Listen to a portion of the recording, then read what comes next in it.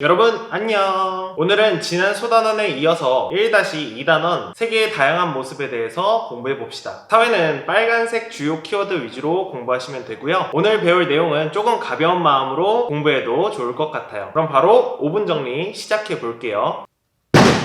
자, 파트 4 기후입니다. 교과서로는 36쪽에서 45쪽까지의 내용을 담고 있습니다. 주요 키워드로는 다양한 기후의 종류와 그에 맞는 특징입니다. 자, 기후란 것은 여러 해에 걸쳐 나타나는 평균적인 날씨를 뜻합니다. 기후는 위치와 지형에 따라서 다르게 나타납니다. 지구는 5가지의 기후로 구분할 수 있습니다. 지구의 적도에서 극까지 열대, 건조, 온대, 냉대, 한대로 기후가 나누어집니다. 그럼 먼저 열대 기후에 대해서 알아볼게요. 열대 기후는 주로 적도 부근에서 나타납니다. 1년 내내 덥고 또 비가 많이 와요. 이 열대 기후에서는 지역에 따라서 비가 적게 오는 건기와 비가 많이 오는 우기가 나타나는 지역도 있습니다. 자, 그럼 다음으로 건조 기후를 한번 알아볼게요. 건조 기후는 위도 20도 지방이나 바다와 멀리 떨어진 곳에서 주로 나타납니다. 건조 기후에서는 정말로 비가 안 와요. 강수량이 1년 내내 500mm도 채 오지 않습니다. 따라서 오아시스를 찾아가거나 물 근처로 유목 생활을 하기도 합니다. 그럼 다음으로 온대기후에 대해서 알아볼게요. 온대기후는 주로 중위도 지역에서 나타나고요.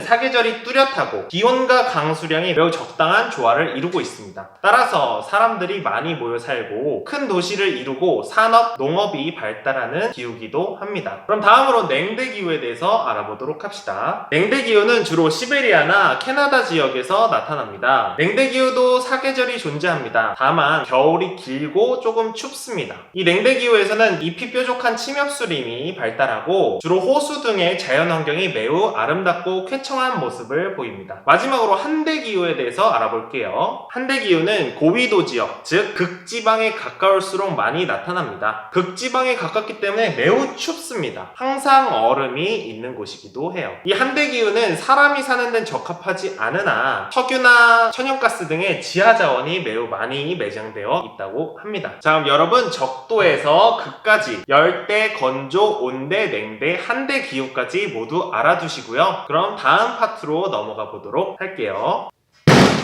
파트 5는 다양한 생활 모습입니다. 교과서로는 46쪽에서 54쪽까지의 내용을 담고 있습니다. 주요 키워드로는 다양한 생활 모습이 나타나는 까닭이 중요합니다. 자, 여러분 세계는 넓고 인구는 많고 또 생활 모습은 굉장히 다양하죠. 이 생활 모습이 다양한 까닭은 바로 나라마다 자연환경 그리고 인문환경이 다르기 때문입니다. 이것을 합쳐서 환경이 달라서 라고 기억하시면 됩니다. 여기서 자연환경 이란 것은 기후와 지형 등을 뜻하고 인문환경이란 것은 각 나라의 종교, 풍습, 그리고 문화 등을 뜻합니다. 그럼 얼마나 다양한 생활 모습이 있는지 우리 예시를 통해서 한번 알아보도록 할게요. 다양한 생활 모습은 의, 식, 주로 나누어서 보도록 할 겁니다. 먼저 의, 즉 옷입니다. 여기 보이시는 인도의 사리는 인도의 전통 복장인데요. 힌두교라는 종교, 즉 인문 환경의 영향을 받아서 탄생한 복장이 되겠습니다. 다음으로 이누이트족의 아노락은 이렇게 생겼어요. 굉장히 더워 보이는 털옷이죠. 이것은 사냥 문화와 한대기후라는 자연환경의 영향을 받아서 탄생한 옷입니다. 다음으로 식, 즉 음식에 대해서 알아보도록 할게요. 먼저 터키에서는 양고기 케밥을 먹습니다. 이것은 이슬람교라는 인문환경과 유목 생활을 해야 한다는 자연환경이 합쳐져서 나온 결과물이 되겠죠. 멕시코의 또르띠아는 멕시코 사람들의 마야 문명의 영향을 받아서 생긴 음식이 되겠습니다. 마지막으로 주, 즉 집에 대해서 한번 알아보도록 할게요. 첫 번째, 파푸아뉴기니의 고산가옥을 한번 볼까요? 이 파푸아뉴기니의 고산가옥은 열대기후의 단점을 보완하고 주변에 있는 풀과 나무를 활용해서 만든 집이 되겠습니다. 다음으로 몽골의 게르도 한번 보도록 할게요. 이 게르는 몽골 민족이 유목생활을 함에 따라서 이동이 편리하도록 지어진 주거시설이 되겠습니다. 자, 이렇게 다양한 생활 모습을 전 세계에서 우리는 찾아볼 수 있겠죠. 가장 중요한 것은 이렇게 다양한 생활 모습이 왜 생겼는가, 즉 자연환경과 인문환경이 다르기 때문에 라는 것 반드시 기억하고 넘어가시면 되겠습니다. 그럼 다음 파트로 넘어가 보도록 할게요.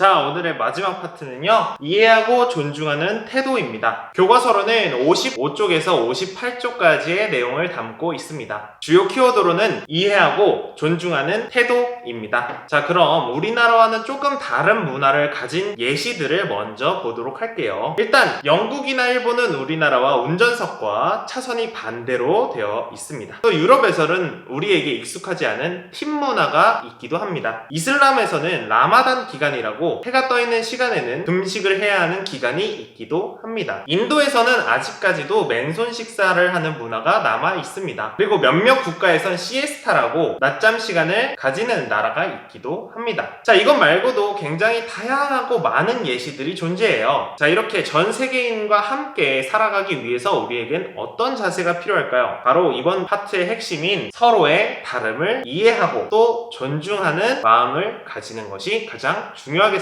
자, 그럼 여러분 오늘 배운 내용을 다시 한번 정리해 볼까요? 일단 다양한 기후와 특징에 대해서 알아보았고요. 다양한 환경에 따라서 생활 모습이 변한다는 것을 알게 되었고요. 마지막으로 서로의 다름을 이해하고 존중해야 한다는 걸 알아보았네요. 여러분 오늘도 공부하느라 모두 고생 많았고요. 그럼 1단원 마지막 소단원인 1-3단원 찾아보도록 할게요. 여러분 안녕.